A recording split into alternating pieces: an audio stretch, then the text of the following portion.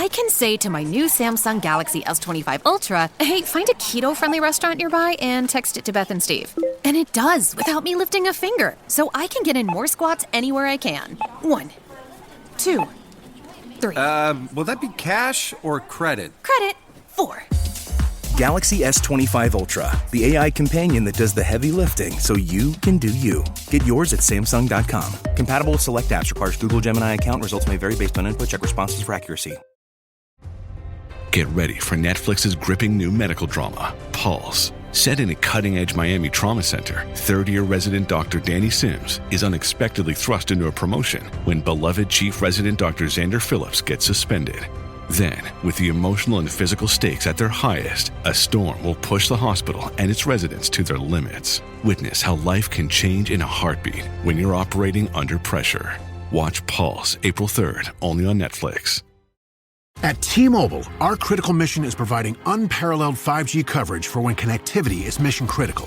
Introducing T-Priority, America's best 5G network experience for first responders, even in times of congestion. More capacity, faster speeds, better coverage. T-Priority from T-Mobile, built for tomorrow's emergencies, ready today. Discover more at t-priority.com. For qualifying organizations on eligible rate plans, coverage not available in some areas and may be impacted by emergencies. Empower. Claire is practicing her breathing for her upcoming yoga retreat in Bali. Has she ever done yoga before? No. But Claire worked with Empower on her savings and investment strategy. She got good at money, so she can be a little bad. Empower. Invest well, live a little. Join our 19 million customers today at empower.com. Past performance is not indicative of future returns. Investing involves risk. You may lose money. Advisory services are provided for a fee by Empower Advisor Group, LLC, EAG, a registered investment advisor with the Securities and Exchange Commission. Om Namaste. At Patron, we craft our tequila using high-quality natural ingredients without additives. No sweeteners, no extracts, no secrets. In fact, Patron's secret ingredient is that we have no secret ingredients. Just 100% additive-free tequila, made with 100% Weber Blue Agave, water, and thyme. Patron, 100% additive-free tequila. Visit patrontequila.com to learn more. The perfect way to enjoy Patron is responsibly. Copyright 2025, imported by Patron Spirits Company, Coral Gables, Florida. Tequila 40% ABV.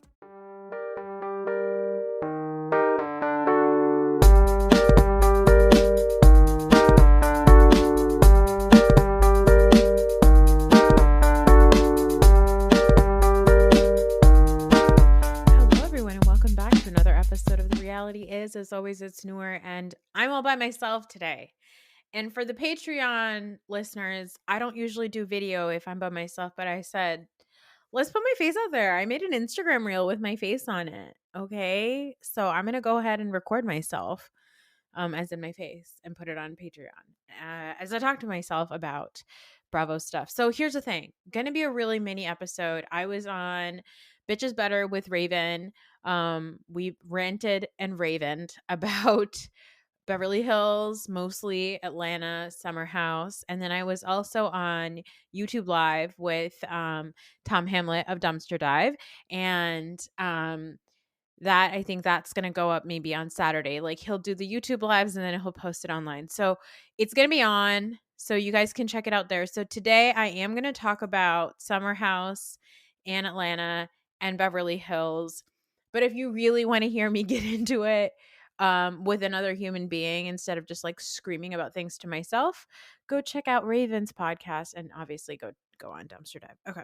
So, another thing, I'm like not sure if I'm going to have an episode next week because Eid is on Sunday, but we'll figure it out. Maybe I will. Maybe my brother and I will have something to talk about. Maybe Trump will do something else. I don't know. Who knows? We'll find out. Anyway, let's talk about Atlanta first. We'll go in chronological order. So Atlanta this week, we had a lot of like scenes at home, right? We met Britt and her whole family. And Britt is a person that I believe, I said this on Raven's podcast, but I think that she thinks that she's getting a good edit, but she's unfortunately not. It is so obvious how much she is like playing things up for the camera.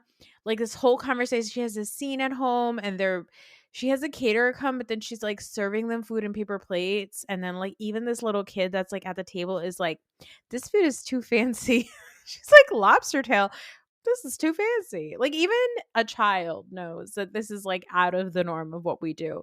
And then she kept being like, Michael, is that her husband's name? I don't know. I may have made that up. She's like, Michael, thanks for bringing your family over. I'm so glad my in-laws can come over because, I'm all about family. So we're going to do like, it's almost like she's narrating to her husband what the scene is. And her husband's kind of looking at her like, yeah, I know. I see the cameras here too. I get it. But there's a couple of things, and I mentioned this before, but it's obvious to me that Britt is quite insecure. She likes to bring up the fact that she was a video vixen in high school, which is alarming. How old were you? When were you a video vixen? Were you legal? I'm concerned. Secondly, she tells the story about how her father was working his whole life.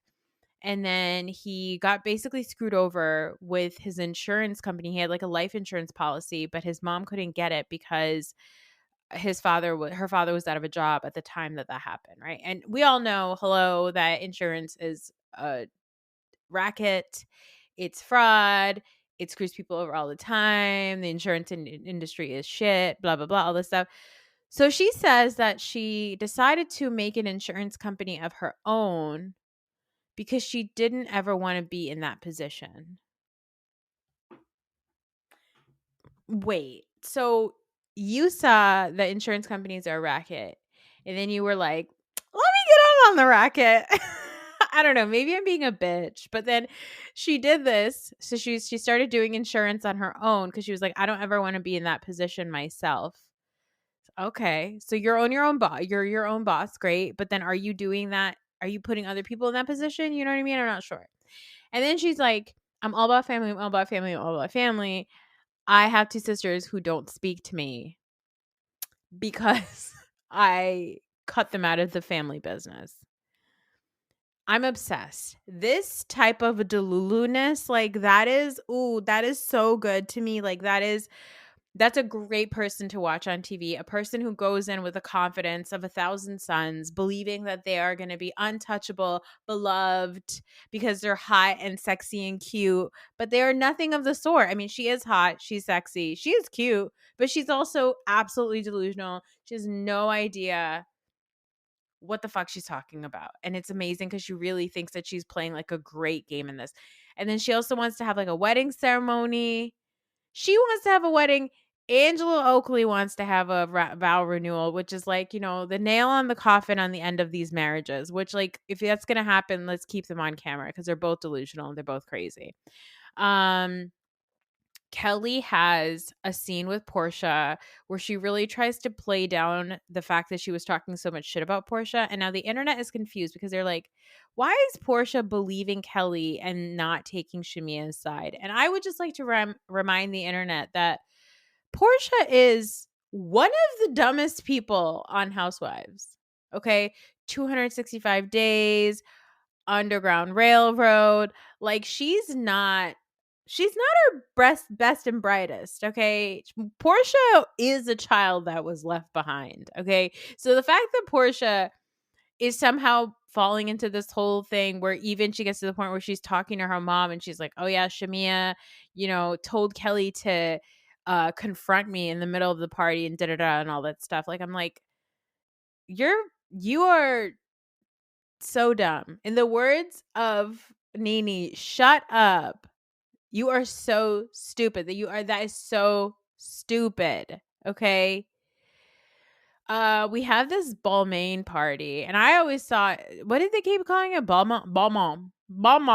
Kelly had a Balmain party, and every time she said it, I genuinely thought she was saying like, trying to say like Ball Mama, like the fruit preserves, like the fruit preserves. So I was like, oh, okay, like maybe there's like a restaurant or something. And then when we got there, I was like, Balmain? Okay.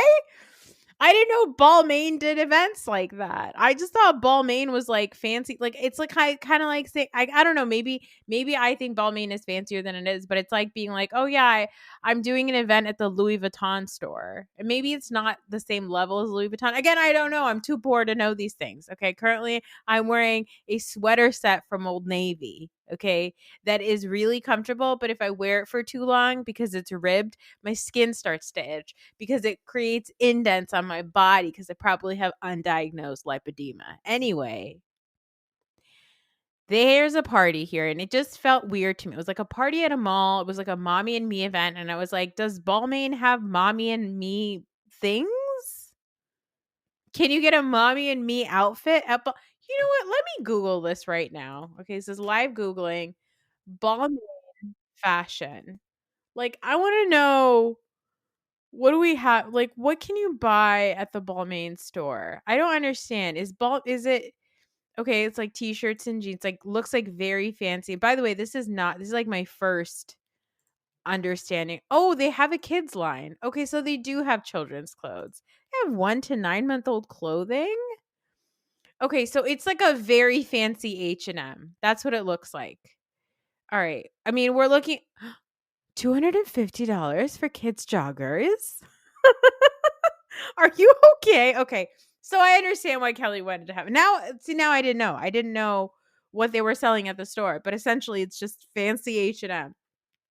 So she has this party at this fancy H&M. Now, I will say Kelly's reason for having this party here, very touching, very nice. This backstory that she shares about her children having brittle bones disease, which is the disease that I didn't realize it was a real disease. I just thought it was a plot line in the movie Unbreakable by M. Night Shyamalan, one of the best movies.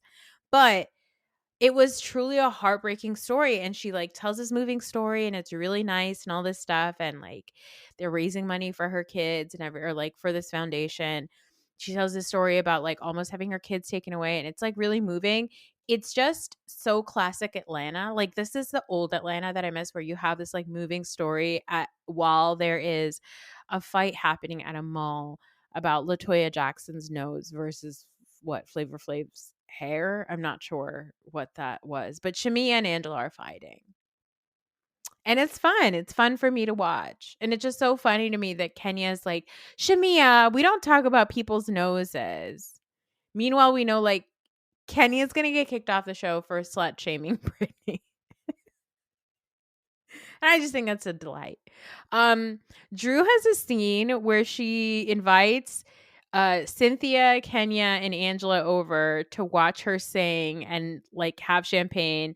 And I guess Dennis is supposed to be there. The hot dog king is supposed to be there, but he's told by Portia that he can't come, so he's not filming with her. And she's just dodging the question left and right because that's what Drew does. But what I thought was great was when she's sitting there and she's like explaining what's going on in their relationship, and the editors are cutting. Like, she's like, oh, we never talk on the phone. Editors cut to them on the phone, Dennis and her on the phone. Oh, we have a totally professional relationship. Cut to Dennis as bro on her phone. Also her being like, we have a totally professional relationship. Bitch, we just met you like a couple of days ago, and at Portia's party, you were saying that he saved you. You were saying he was Jesus himself. Okay, he was your guardian angel. That's not professional. My boss isn't my guardian angel. My work mentor isn't my guardian angel. What do you mean that's not a professional relationship? That seems pretty personal to me. Anyway, I love Drew because she's the liar, pants on fire. Her pants are always, she's a girl on fire like Hunger Games. She's Katniss Everdeen and she doesn't care because she's having a great time, and I love it. And if she likes it, I love it. I love Drew sitting there lying to these women's faces, and they're sitting there listening to her like Leslie Bibb's character on White Lotus. Like, nobody believes you, but okay, you keep going with that shit, Drew. Another highlight of this season so far has been like, there's only been 3 episodes, and we've gotten a lot of Cynthia. Cynthia's done some great like confessional work and all that stuff. You know, we love 50 Cent. Cynthia Bailey stands over here. I adore her. I've never not loved Cynthia. I think having a housewife who's just beautiful and doesn't really give much but does good confessional work is fine by me. I love that. That's a great addition. And not everybody needs to be a superstar. And Cynthia Bailey is just right. But every scene that she has, she mentions her divorce, and nobody ever she always will bring up her divorce, and not one single person asks a follow-up question. Like Drew's like, yeah, I'm going through it. And Cynthia's like, oh yeah, I went through divorce too, and mine was very different than your divorce. Or like she's seeing Portia, but she's like, Portia, I know you're going through a really hard divorce. I mean, I also went through divorce, and it was very different. And nobody is like, yeah, how's that going? How is it being divorced? Nobody asked a single follow-up question to Cynthia, and it just delights me. I think it's so funny. Anyway, I'm really enjoying Atlanta. It's like low stakes fights. Like nobody's really doing anything out of this world nasty. I'm upset that Kenya's going to ruin that. But so far, I really, really enjoy it. Also, Shamia is hilarious. I think she's so funny. When she said in her confessional, I dressed up like Flavor Flav a couple of years ago for Halloween, but why is she dressed up as LaToya Jackson on today? That was amazing. I love Shamia. I'm really enjoying her story about her kids and how she has all this medical trauma and all this stuff. Like I felt for her. She's so sweet. I just how are you friends with a demon like Portia? Probably because Shamia's low key also a demon. Every housewife is a demon. And that's okay. Anyway, speaking of demons, let's talk about Beverly Hills. Obviously, the big news is that Garcelle has quit the show. And obviously, the other big news is that Erica is a cunt. And not in a complimentary way, the way that she likes to wear it on a nameplate against her on a necklace, okay? She's an actual monster. Okay. The whole thing this season, and this is the reason why I loved Beverly Hills so far. I said this on every platform I've been on to talk about the show this week, is that the best thing about Beverly Hills was that this was white on white crime. White on white crime. I was loving it. I was like, this is so good. Dorit versus Kyle, Reba versus Sutton, all these things like Sutton versus Dorit.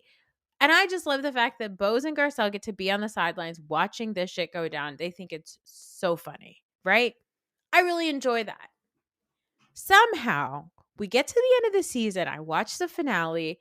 I had no idea what was going on in the Bravo sphere. Like, if I had just watched the finale, it would have been like, oh, yeah, great season, whatever. I guess it's over.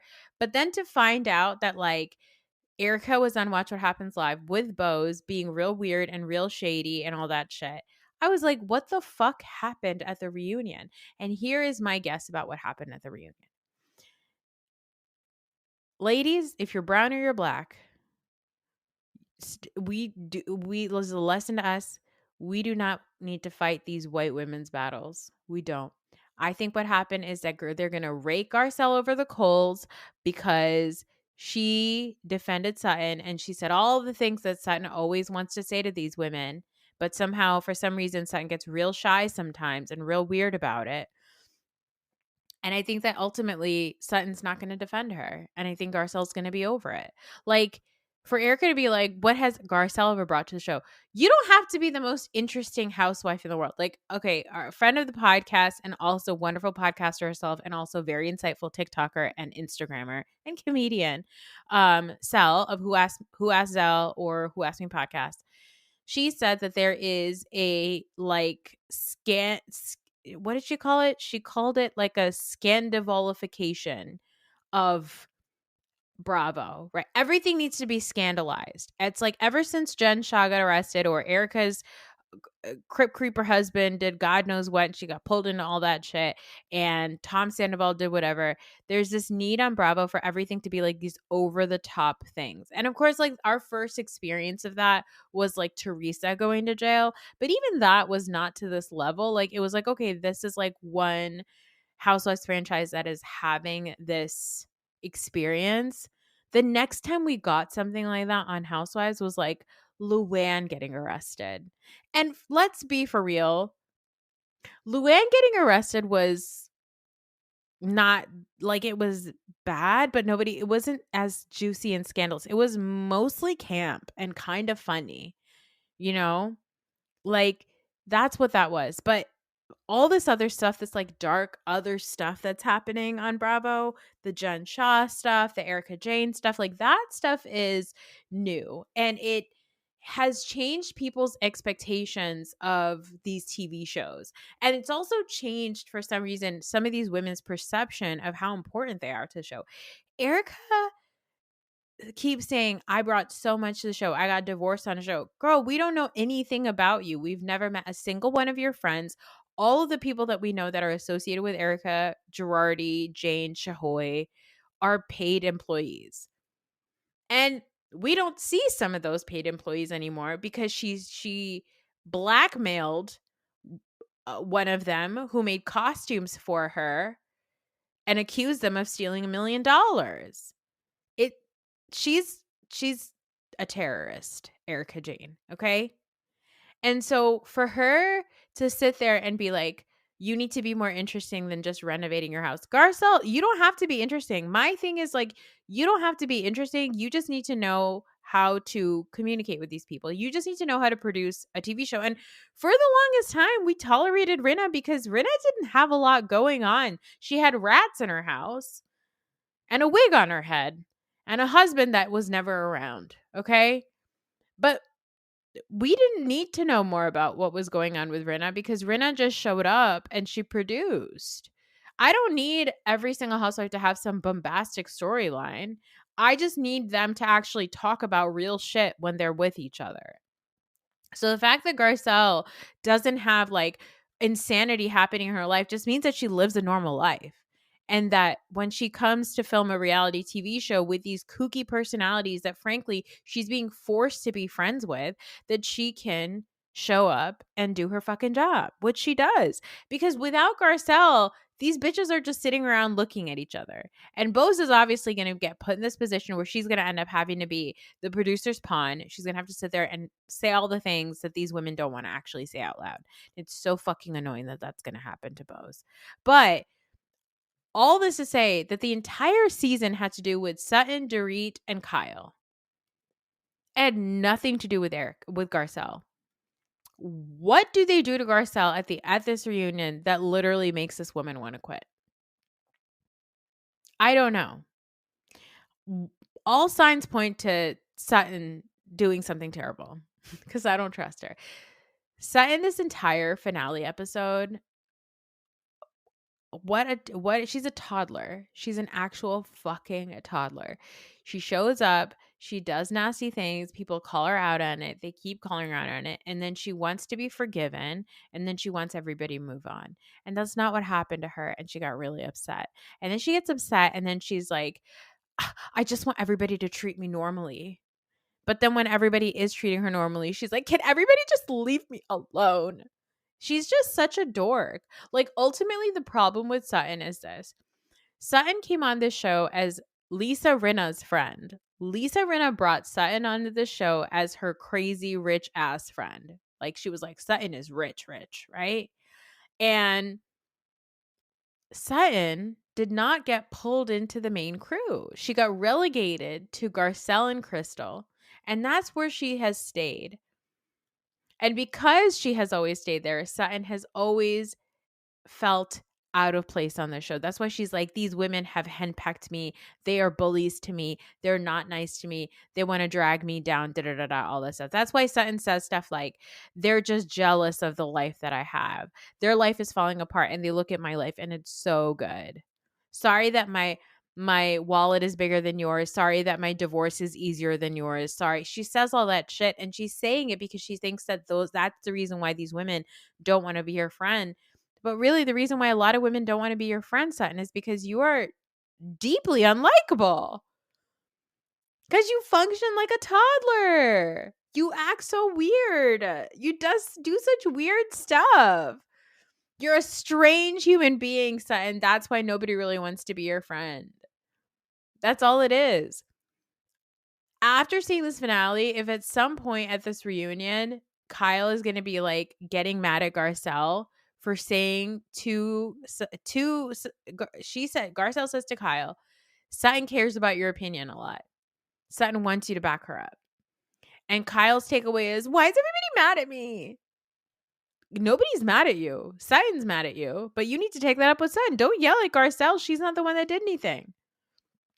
Garcelle is great. And I hope that she leaves the show for however long she needs to, but she comes right back because yesterday they announced that Garcelle's leaving the show. Today they announced that Erica's getting sued again. So I'm going to need you to come back, Garcelle. Okay? Come on back. Speaking of herself, she said this one thing during the Watch What Happens Live that I want to bring up. And this is only something that I learned about from Raven. But when Andy said, "What do you have to say about Garcelle leaving?" Erica said something like, "Won't he do it?" And what I learned is that that is a phrase that Black people use. And when they say, "Won't he do it?" they mean God. And they mean like, "Won't he do it?" as in like, you prayed for something and he will deliver. So you prayed for Garcelle to leave? And then on top of that, you have Rancid Rinna posting Fox Force 5 forever. Y'all are losers. Get a fucking grip. Dorks. Okay. No. Also, the highlight of this finale was Kathy Hilton. Never brushing her hair, but rubbing all kinds of serums all over her stupid little face while eating Cheetos, putting Cheetos dust all over her face, wearing shorts and a t-shirt on the beach, no makeup, trying to be nice to Sutton. Sutton yelling at her. Kathy being like, "I'm gonna piss my pants later. I don't care if you yell at me because I'm gonna piss my pants on national television and go and change my clothes and tell everybody I pissed my pants." Kathy's so gross. She's so gross. You know Kathy Hilton stinks. She 1000% stinks. She stinks. She can mask it up with a whole bunch of scents, but you know she's nasty. You know that girl is nasty. That lady's nasty. She's walking around barefoot. Ugh. Let's talk about feet. Unfortunately, we do have to talk about Summer House. Now, this is going to be quick because I ranted and raved about Summer House on Raven's podcast, so you should go listen over there. But these men on Summer House, I swear to God, Craig sucks. Craig was on Watch What Happens Live talking about, God, he said something like Paige's cohorts and all of her friends are acting so crazy, the vitriol on the internet. Craig said something like, and I recommend to America, I'm saying to you, America, don't behave this way. The way that people are talking, it's so mean. Don't behave this way. You are a Trumper.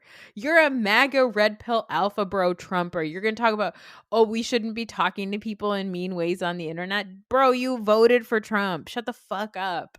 I can't with Craig. He said something. I don't know where he said it. I think he said it on the reunion. He said that Paige said that she wanted to get married at BravoCon. You're an idiot. You're an actual idiot. You're an actual fucking imbecile. And I'm so glad Paige broke up with you. And apparently he has a new girlfriend now. And she's some sort of like a little blonde MAGA Barbie looking girl. And maybe the girl's not MAGA. I don't know. She probably is. Summer House, let's talk about Jesse. Okay. Jesse. If you're going to tell me that you walked into, first of all, why did you walk into Emerald's room where he is mid-coitus with two women? And what did you do there for 37 minutes? You got your nasty toes sucked for 37 minutes? How long? I mean, not to kink shame anybody, but like, how long can toe sucking feel good?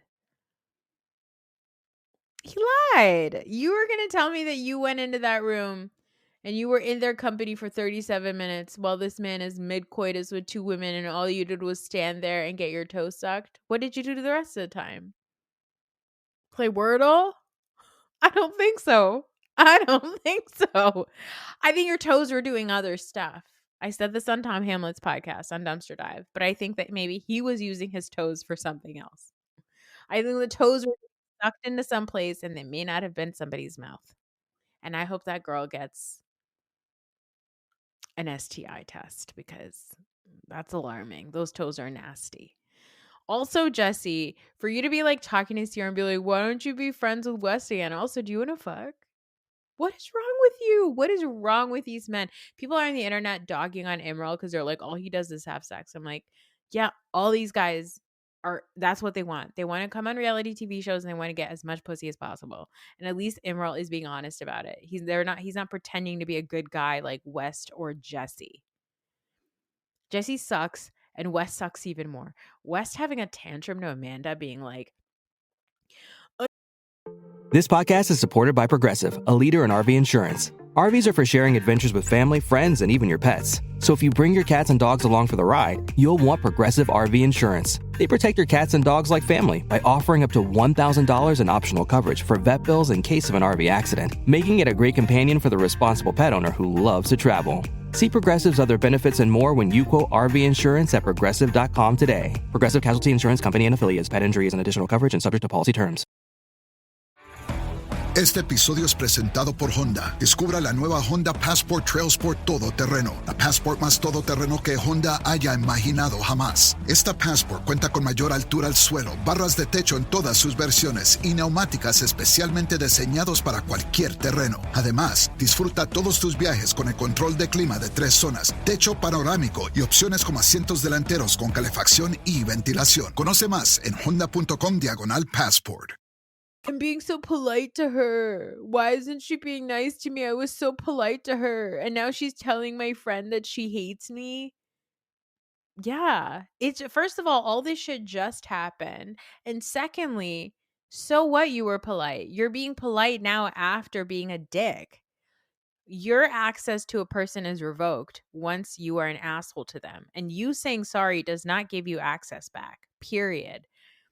Now, people on the internet being like, why is Amanda being one of the boys? Now, here's the thing. Amanda has historically made bad decisions when it comes to men. Her husband is Kyle Cook.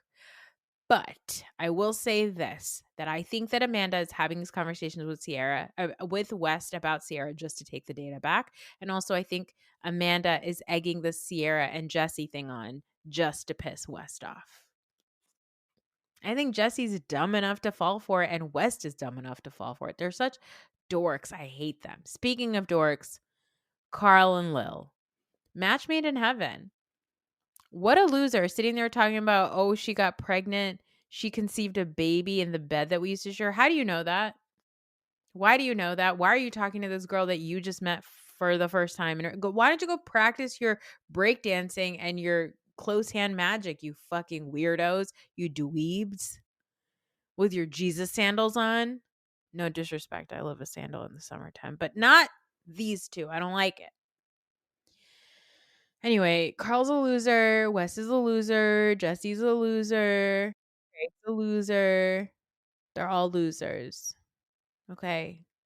I just want a summer house with all women. I want an all women summer house. How do we get an all women summer house? That's what I want.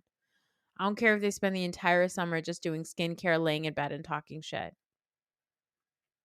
That's what I want. Okay. That's it. That's it for this little mini episode. I hope you guys enjoyed it. Eid Mubarak to all of my friends who were fasting and celebrating Eid or not fasting and also celebrating Eid. I hope you have a wonderful time with your family. I'll be back on Tuesday or Wednesday to talk White Lotus and the state of the world with my brother. And hopefully I'll get Arthi back for housewife stuff. Unfortunately, we are going into Beverly Hills reunion territory, and I can't stand that show when it gets to reunion time. It is unwatchable. So I think, what else is coming? The Valley's coming back. So maybe I'll talk The Valley instead of Beverly Hills, because Beverly Hills is going to chap my ass. Okay. Thank you for being here. Thank you for listening, and I will catch you next time. Bye.